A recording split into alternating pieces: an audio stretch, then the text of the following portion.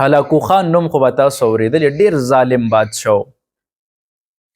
ده به د مسلمانانو سره بې انتها ظلمونه کول، د ظلم انتها یې کړې وه.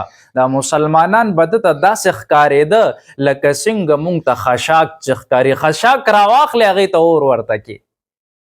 نو یو ځل د مسلمانان په کتار باندې ودرول، ده سره یو دروز و، هغه چې څنګه پخواني سټک په شانتې غټ بهادر خلکو به اکثر دا ځان سره ساتو. نو دی په اس باندې سور دی، ډېر کبرجنه و. نو دی ځان ته مسلمانان په قطار کې ودرولو، نو یو یو نصر وهم.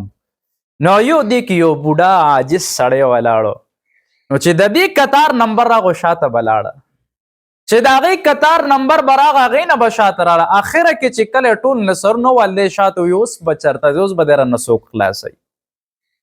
نو بابا خو یې څه نه وې، بس داسې به راوکته، او چې سر یې ښکته کو، د ده د لاس نه دا دروس پرېوته، دا سټک ترې پرېوته. نو د کبر د وجې نه اس نه نه کوزېده.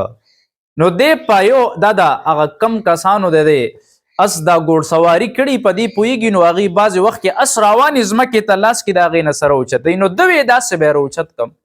نو چې څنګه ښکته شو، اس ویرېده، منډه یې که.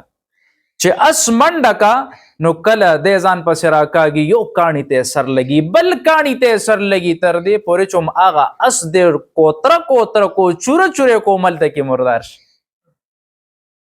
نو هغه قبر کولو.